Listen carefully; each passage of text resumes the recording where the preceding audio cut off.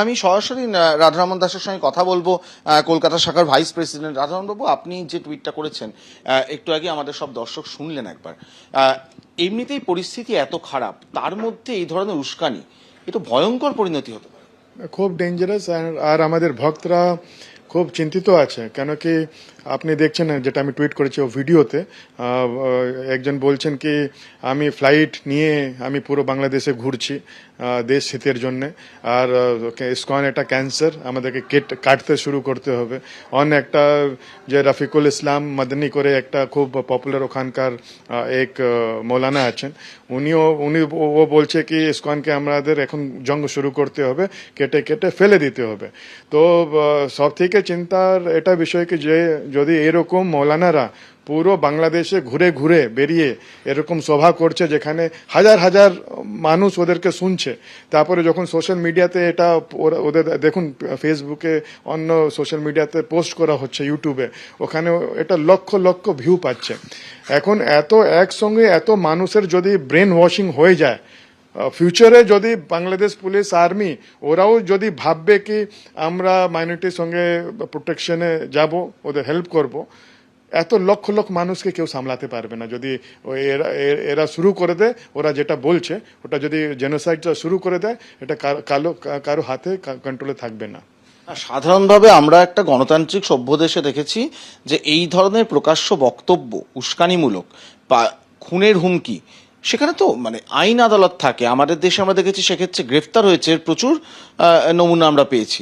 এক্ষেত্রে তো কোনো ব্যবস্থা না নেওয়া হলে তো এরকম আরও মৌলানারা রয়েছেন বা আরও বিদ্বেষীরা রয়েছেন, এরকম বক্তব্য তো বাড়তেই থাকে। এখানে সির্ফ একজনের খুনের কথা বলছে না, এটা জেনোসাইডের কথা হচ্ছে। কেন কি ওরা এক গ্রুপকে বলছে, ইসকনের ফলোয়ার আর ইসকনকে যে কেউ সমর্থন দিচ্ছে সবাইকে আমরা জড় থেকে আমরা হত্যা করে, ওরা বলছে কি তলোয়ার দিয়ে মেরে এটা সাফাই করতে হবে। তো এত বড় জিনিস, এত বড় জেনোসাইডের ব্রেন ওয়াশিং হচ্ছে, আর আমরা রেজাল্টও দেখছি। যখন এই মৌলানা বলছে কি আমি এয়ারপোর্ট থেকে আসছিলাম, আমি দেখলাম আপনাদের ওখানে ইসকন মন্দির আছে, বলুন তো যারা এরকম এটা শুনে নিয়েছে ওরা কি করবে? ওই করবে যে কালকে আমরা দেখলাম আমাদের একটা ঢাকা উপজেলাতে একটা মন্দিরে জ্বালিয়ে পুড়িয়ে পুরো আমাদের বিগ্রহ, পুরো মন্দিরটা নষ্ট করে দিল। একটা বিষয় জানতে চাইবো, এই পরিস্থিতিতে কালকেই ভারতের বিদেশ সচিব বিক্রম মিশ্রি তিনি যাবেন বাংলাদেশের পররাষ্ট্র সচিব মোহাম্মদ জসিমউদ্দিন, তার সঙ্গে কথা হবে। এমনকি মোহাম্মদ ইউনূসের সঙ্গেও সৌজন্য সাক্ষাতের একটা সম্ভাবনা রয়েছে। কি আশা করছেন এই প্রসঙ্গ, এই সংখ্যালঘু নির্যাতন এবং ইসকন, চিন্ময় কৃষ্ণ দাস, এই বিষয়গুলো কি উঠবে আশা রাখছেন? আমরা অনেক আশায় আছি কি ভিজিটটা কিছু ওখানকার শান্তি ফিরিয়ে নিয়ে আসবে, আর আমরা আশাই রয়েছে। প্রত্যেকদিন আমরা আশায় ঘুম থেকে উঠি আর ভাবি কি স্থিতিটা চেঞ্জ হবে, আর এই ভিজিটটা ইম্পর্টেন্ট। আর আমি খুব আশায় রয়েছি কি এটা যে বেরিয়ে আসবে ওটা ওখানকার যে মাইনরিটিজ আছে ওদের উপকারী হবে। তার মধ্যেও একটু অন্য প্রশ্ন আপনাকে, যে আজকেই বিএনপির যে দল, ওখানে তাদের যে তিনটি সংগঠন, ছাত্র, যুব এবং মূল শাখা, তারা প্রত্যেকেই আজকে মিছিল করেছেন। পুরোটা পৌঁছতে পারেননি, কিন্তু ভারতের যে ওখানে রাষ্ট্রদূতের যে অফিস রয়েছে সেখানে গিয়ে বিক্ষোভ, এই চাপ তৈরি কৌশল চলছে। এই চাপের মধ্যে মনে হয় যে বাংলাদেশ সরকার কোনো রকম সদর্থক ভূমিকা নিতে পারবে? অ্যাকচুয়ালি এটাই যে মাস ফ্রেঞ্জি বলে যেটা আমরা দেখছি, যেটা আমি কথা বলছি কি এরকম যদি মৌলানারা সোশ্যাল মিডিয়াতে কথা বলে, আর খালি মৌলানা না, আমি এটা একটা ভিডিও দেখছিলাম কি ওখানকার আর্মির পার্সোনাল, এক্স আর্মি কি আর্মি কারেন্ট, ওরা বলছে কি আমরা কলকাতা দখল করে নেব, ভারত দখল করে নেব। তো এরকম হঠাৎ কি হয়ে গেল বাংলাদেশে কি পুরো অ্যান্টি ইন্ডিয়া, অ্যান্টি মাইনরিটিজ কথাগুলো উঠছে। তো এটা তো আমার পাশে সমাধান নেই কি কেন হচ্ছে। কিন্তু এটাই আমরা বলবো কি যদি এরকম কিছু হয়, বাংলাদেশের মানুষের জন্যও যারা এটা করছে ওরাও কালকে দুঃখ পাবে, যেটা বাংলাদেশের পরিস্থিতি তৈরি হয়ে যাবে। আমরা তো দেখছি কি আফগানিস্তান, পাকিস্তানে কি অবস্থা রয়েছে।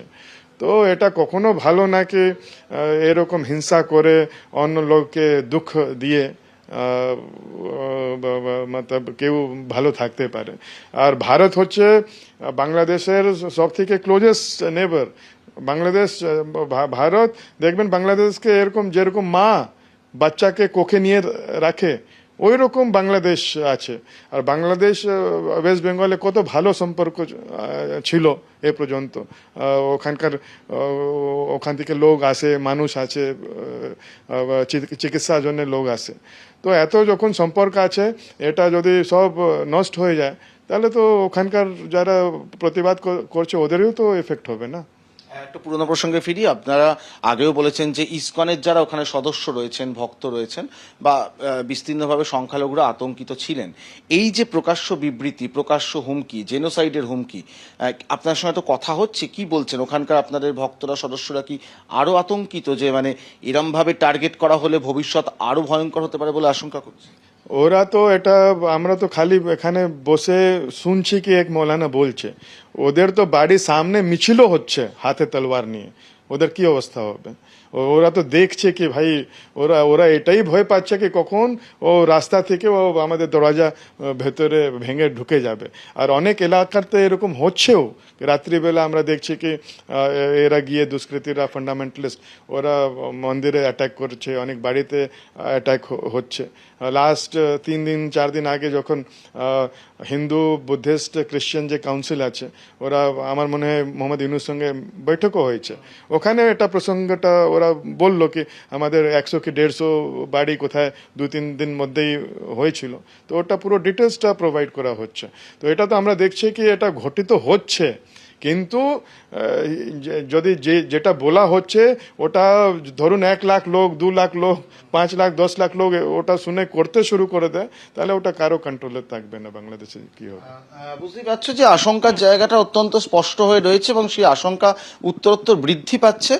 তবে কালকে যেহেতু আন্তর্জাতিক পর্যায়ের একটি বৈঠক রয়েছে, সেখান থেকেও যদি কোনো আশার আলো বেরোয় সেদিকে কিন্তু নজর রয়েছে ইসকনের কর্তাদের।